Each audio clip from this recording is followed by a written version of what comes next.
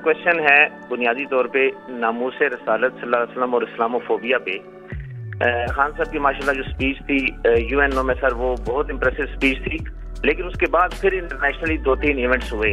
अब चाहिए तो ये था कि इंटरनेशनली कुछ ऐसी वेल इंटीग्रेटेड मरबूत हिकमत अमली होती और इस्लामी ममालिक को साथ मिलाकर सब ऐसा काम किया जाए कि जिससे ये इशू परमानेंटली रिजॉल्व हो जाए, ख़त्म हो जाए।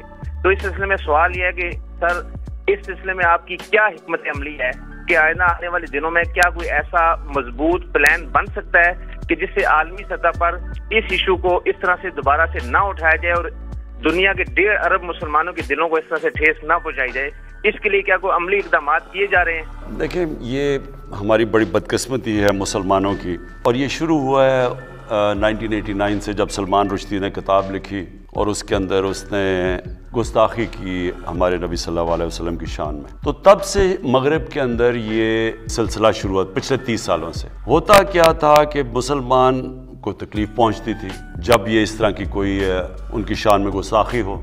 उसके बाद वहाँ मगरिब में कोई राइट्स या यहाँ भी लोग सड़कों पर निकलते थे, क्योंकि मगरिब को इस चीज़ की समझ नहीं थी, क्योंकि वहाँ वो बिल्कुल दीन को और तरह लेते हैं, वो तो इसको इस तरह नहीं लेते जिस तरह हम लेते हैं। और ना ही उनको समझ है कि मुसलमानों को कितनी तकलीफ़ होती है, कि कैसे नबी सल्लल्लाहु अलैहि वसल्लम हमारे दिलों में रहते हैं, हमें अपनी फैमिली से ज़्यादा तकलीफ़ होती है। यानी कोई चीज़ हमें इतनी तकलीफ़ नहीं देती जितनी जब उनकी शान में कोई गुस्ताखी करता है। लेकिन मगरिब को ये समझ नहीं आती, क्योंकि वो कहते हैं जी फ्रीडम ऑफ स्पीच है हमारी और हम आज़ादी राय के नाम पे हम जो भी कर लें।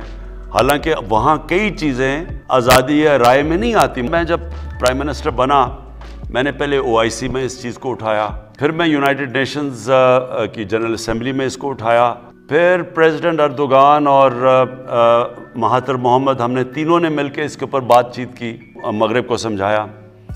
लेकिन वहाँ कई तो फितना जान के करते हैं, ज़्यादातर लोगों को समझ नहीं है। तो जब फ्रांस में हुआ, फिर सिर्फ 2 प्राइम मिनिस्टर्स ने इसके ऊपर बात की, जो एक प्रेसिडेंट अर्दोगान थे और दूसरे मैं था। अब देखें मसला क्या है, जब तक मुसलमान मुल्क के हेड सब मिलके इसके ऊपर एक आवाज़ में बात नहीं करेंगे, ये मसला हल नहीं होने लगा। और मैंने सारे मुसलमान हेड्स को ख़त भी लिखे और कहा उनको कि हम सबको मिलके एक आवाज़ में कहना पड़ेगा कि ये आज़ादी राय की आड़ लेके मुसलमानों को तकलीफ़ ना पहुँचाएं, नबी सल्लल्लाहु अलैहि वसल्लम की शान में गुस्ताखी करके। ये एक जद्दोजहद है, मुसलसल इसके ऊपर काम करना पड़ेगा और मुझे पूरा यकीन है कि हम कामयाब हो जाएंगे। बिस्मिल्लाहिर्रहमानिर्रहीम। वज़ीर-ए-आज़म इमरान खान ने कहा है कि मुल्क के बड़े डाकुओं ने मिलकर एक यूनियन बना ली है और पिछले 2 साल से हुकूमत पर दबाव डालने की कोशिश कर रहे हैं। वज़ीर-ए-आज़म इमरान खान ने शहरियों की बराह रास्त फ़ोन कॉल में मुल्की हालात, मुआशरत, हुकूमती पॉलिसियों समेत मुख्तलिफ मसनूआत पर पूछेंगे और सवालात के जवाब देंगे। पहला सवाल कोरोना वैक्सीन के बारे में हुआ, जिसका जवाब देते हुए उन्होंने कहा है कि कोरोना वैक्सीन आज ही पाकिस्तान पहुंची है। यकीन दिलाता हूं कि वैक्सीन में मेरी गरीब की तफरीह नहीं बरती जाएगी। सबसे पहले हम फ्रंट लाइन हेल्थ वर्कर को वैक्सीन लगाई जाएगी। एक कॉल के मदीना रियासत के तस्वर से मुतल्लिक़ पूछे गए सवाल के जवाब में वज़ीर-ए-आज़म इमरान खान ने कहा कि मदीना रियासत जद्दोजहद का नाम है। इस तस्वर को समझाने के लिए हम अहम स्कूलों की 7वीं क्लास से सीरत नबी का सवाब पढ़ाने जा रहे हैं। उन्होंने कहा है कि 2 पार्टी सिस्टम दुनिया में कहीं नहीं टूटता। मैंने जद्दोजहद से सियासी जगह बनाई। जो भी काम करने के बाद दुनिया कहती थी कि ये चीज़ नहीं हो सकती। इंसान का जो दिल करता है, इसके पीछे कश्तियाँ जला कर जाएँ। अपोजिशन इत्तेहाद PDM के बारे में पूछे गए सवाल पर वज़ीर-ए-आज़म इमरान खान ने कहा कि सारे लीडरों ने मिलकर एक यूनियन बना ली है और ये यूनियन पिछले 2 साल से हुकूमत पर दबाव डालने की कोशिश कर रही है। ताकतवर को NRO और गरीब के लिए जेल, यही तबाही का रास्ता है। जहाँ कानून की बालादस्ती हो, वहाँ खुशहाली आती है। मनी लॉन्ड्रिंग करने वाला हुक्मरान दुगना नुकसान करता है। जनरल मुशर्रफ ने 2 NRO देकर बहुत बड़ा जुल्म किया है। वज़ीर-ए-आज़म इमरान खान ने कहा कि जिस दिन गरदारों को NRO दे दूंगा, उस दिन सबसे बड़ा गरदार बन जाऊंगा। वज़ीर-ए-आज़म इमरान खान ने एक कॉल की इस्लामोफिया और तहफ़्फ़ुज़ नामूस रसालत सल्लल्लाहु अलैहि वसल्लम से मुतल्लिक़ सवाल पर जवाब दिया। फ्रांस ने जब कार्टून छापे तो तमाम मुसलमान हुक्मरान को हमने खत लिखे, इन्हें मिलकर उनके खिलाफ आवाज़ उठाने को कहा। मगरब में कई लोग ये काम जानबूझकर करते हैं।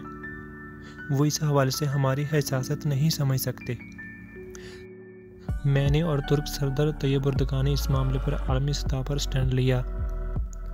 ہم ان اشیاء پر تمام مسلم ممالک کو ایک جگہ لانا چاہتے ہیں۔ وزیر اعظم عمران خان نے کہا ہے کہ تربت میں جلدی 3G اور 4G نیٹ ورک فراہم کیا جائے گا اور گلگت بلوچستان میں 2 سڑکیں بنانے کا منصوبہ ہے اور GB میں ہائیڈروجن بجلی پیدا کی جاتی ہے۔ وزیر اعظم عمران خان نے کہا کہ اگر ہم صرف GB میں سیاحت کھول دیں تو سوئٹزرلینڈ سے بھی زیادہ کما سکتے ہیں۔ فنڈنگ کیس پر سوال کا جواب میں وزیر اعظم عمران خان نے کہا ہے کہ اپوزیشن نے تحریک انصاف کا کیس کھول کر خود کو مشکل میں ڈال دیا ہے۔ ہماری پارٹی نے باقاعدہ فنڈنگ کی ہے، 40,000 ٹون کی ٹیلی فونز ہمارے پاس موجود ہیں۔ انہوں نے کہا کہ دوسری جماعتیں اپنے فنڈنگ کے 100 نمبر دیں۔ نون لیگ ڈونر پارٹی کی قیمت پہنچاتے تھے۔ نواز شریف کیا اس بات کی تردید نہیں کر سکتے تھے؟ انہوں نے کہا کہ اسامہ بن لادن سے پیسے نہیں لیے۔ دعوے سے کہتا ہوں کہ فضل الرحمان لیبیا سے ملی فنڈنگ کا ثبوت نہیں دے سکتے۔ براڈ شیڈ معاملے جسٹس عظمت سعید کو اس لیے مقررہ کیا گیا کہ وہ سارے احتسابات کا نظام سمجھے۔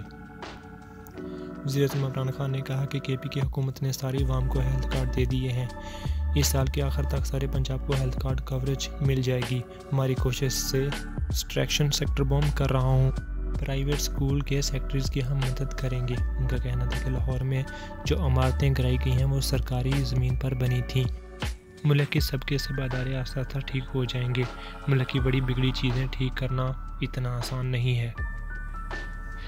ایک سوال کے جواب میں وزیر اعظم عمران خان نے کہا کہ مہنگائی کی وجہ سے ملک پر بہت بڑا مشکل وقت آیا ہوا ہے۔ مہنگائی کو مکمل طور پر مانیٹر کر رہا ہوں۔ 2 سال میں ملک میں گندم کی پیداوار کم ہوئی۔ جب روپیہ گرتا ہے تیل اور آئل مہنگا ہو جاتا ہے۔ ہمارے دور میں روپے کی قدر میں 24.1% کمی واقع ہوئی۔ وزیر اعظم عمران خان کا کہنا تھا کہ دنیا کی امیر سے امیر حکومت لوگوں کو گھر بنا کر نہیں دیتی۔ حکومت گھر بنانے کے لیے 5% سبسڈی دے رہی ہے۔ بینک کو چھوٹے قرض دینے کے لیے طریقہ نہیں ہے۔